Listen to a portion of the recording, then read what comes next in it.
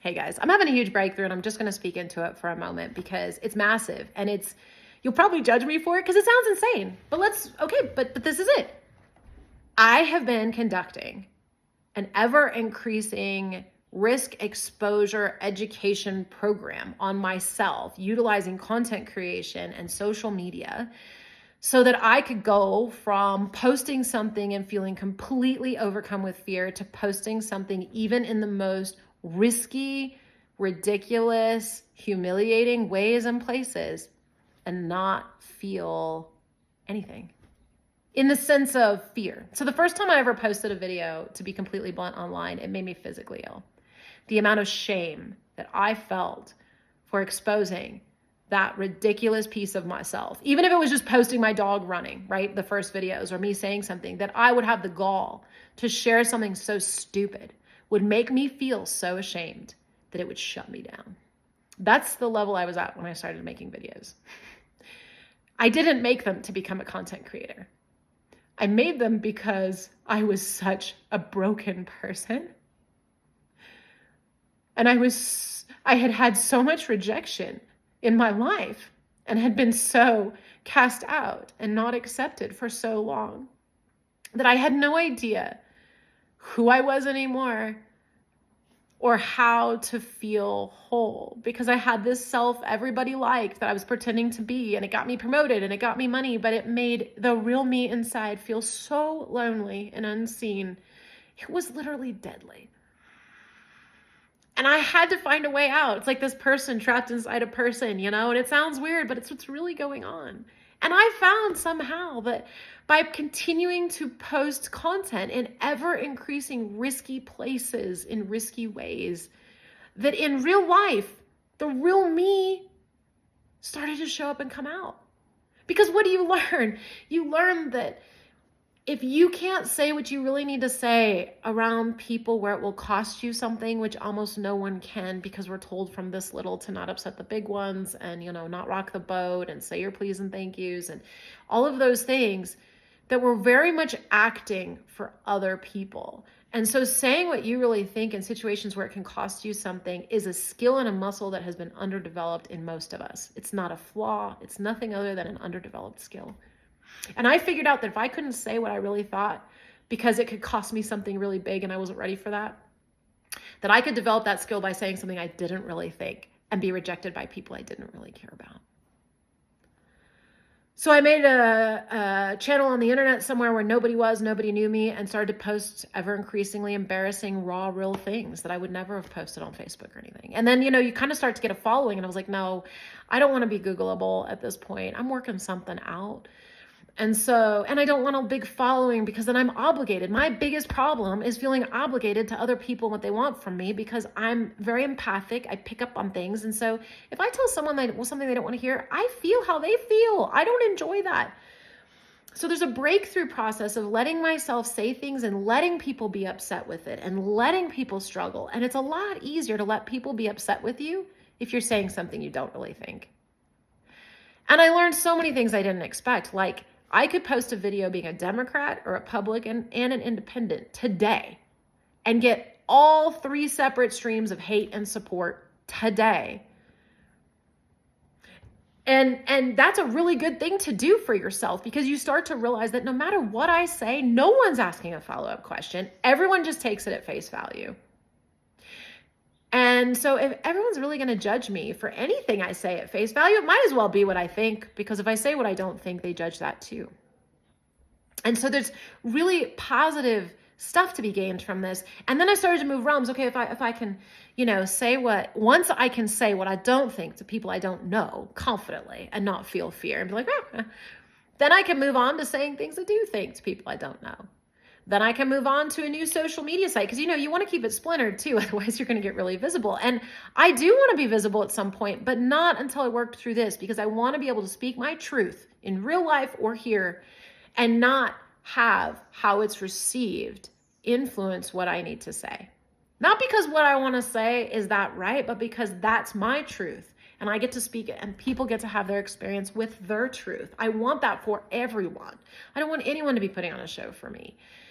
But I also need to develop the skills to be able to give and receive those types of honest, real relationships. We all do. And this helped. So then I went, from one site to another. And then I went back to Facebook and Instagram where people knew me and started posting more humiliating stuff that made no sense.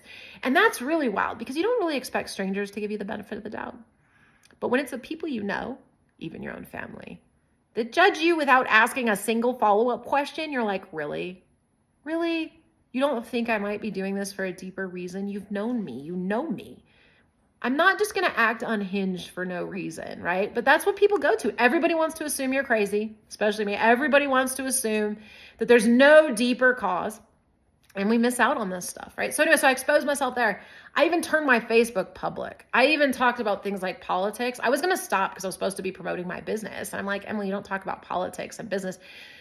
But this was more important, and I knew that. And I posted about things that were risky, and Gaza, actually, and my mom. It cost me a relationship with my mom because of their particular leanings and what I chose to share. And so I started to get real exposure to speaking my truth and standing for what really mattered to me cost me real things.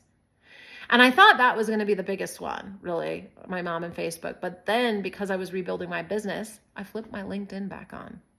And that knocked my socks off. I got to tell you, I did not expect, after 10 years and leaving my old career of global compliance director, and all these people are still there, still doing the same thing. They even look the same. I'm like, really? Legal people, CTOs, executives, like high-level people. And the world's on fire when I turned it back on because I used to be in compliance and regulation and footwear. And, your feed is what it is. And these people are very upset. And I started to get pulled back into it. I almost got pulled into some big contracts and bid some stuff and be in the conversation. I went, that's not what I'm here for. And I got it really quickly. Emily, first, you've got to complete your educational curriculum around breaking through, speaking and saying whatever you need, even if it'll cost you something. And LinkedIn, I could feel was a big area to break through. So I've been posting some normal LinkedIn stuff, but a lot of other stuff that doesn't belong on LinkedIn. No one wants to look at it, to be fair. They're on LinkedIn for business, and I don't expect them to want to look at, this interesting thing happening over there. But the truth is, at the same time as I say no one wants to see it on LinkedIn, also everyone is really dying to see something new, and there's so much opportunity and in business and revenue generation, what I'm talking about, but that's really not what we're talking about here. So interruptive marketing is what I'm getting at, because I'm moving into branding and branding coaching. So my interruptive marketing is going to work in my favor for my business, right? But I had to go through this whole journey to get there. So I've been posting ever increasing things on LinkedIn to the point where yesterday I posted something that totally doesn't belong there. I used the F-bomb. I'm in my curlers in my car with a garbage bag in the back seat. Like, what is happening? I was taking donations. And I don't necessarily intend to take videos at those times. It's just when I get inspired. The Holy Spirit moves me. What can I say? Or whatever you want to call it. I get inspired. I make the video and I look how I look and I move how I move. And then suddenly I'm just kind of inspired. Like, you get to cut this and post this. And I got to tell you, all the things I've posted, I can post, and I could take that video and I could take that video and post it easily. TikTok, YouTube, Facebook, feel nothing. But yesterday I posted it to LinkedIn.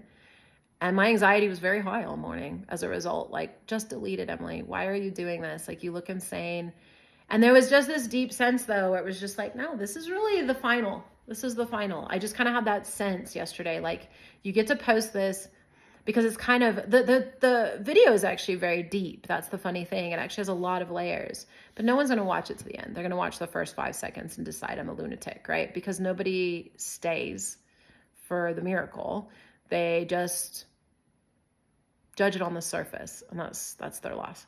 So, but the gain is for me. I don't need them to watch it to the end. I don't need them to get my brilliance. In fact, it serves me more if they don't, right? The more rejected I am, the more embarrassing it is, the more feedback I get that was super inappropriate, the better for me. But I also know it's like shifting. Like, I don't need to keep doing it. That was really like the capstone. Like, LinkedIn humiliation was kind of like the capstone in my master's program of how to be who you need to be where you go. And if it upsets people and it costs you, because I can feel the different level of power that I'm operating with now. Like, I don't have to filter myself. And that sucks for everybody, because everybody else really does have to keep filtering themselves because they haven't done the work I have. And so you can't speak your truth. So to see someone who can, it's going to piss you off. You're going to be jealous at a very deep level that you don't quite understand. But you're also going to feel called to it because I haven't done anything that cost me a cent. I haven't done anything that you couldn't go out and do. You can create YouTubes and bury yourself on the internet and film yourself doing whatever you want and realize that the person you see talking back to you on this phone right at first is exactly who everybody else is seeing. And the fact that you know they're not real should freak you out because you're not being real with people. And until you look in your own eyes and you communicate with yourself, like I don't script anything, people. If I don't like it, I retake it. I literally have 70 versions of this video I just deleted that I was trying to get out. And that's not because it's because I'm working out what I think as I make the video. And I don't want to script anything. And like, I want to thoroughly capture it. It's not to get it perfect. It's to get my voice feeling like me. So anyone can go do this and gain this ability. It takes time. It takes skill. No, it takes time. It takes time and effort and commitment. The skill evolves on its own based on that focus. And I would highly recommend getting this skill. It's changing my life in ways I cannot even begin to tell you. And today, after years, I begin to reap the real rewards of that work. I had to do all the other work, team, all the humiliation, grit it out, keep going, keep filming, keep sharing, keep getting sick, keep feeling nauseous so I could get here. And it is worth it.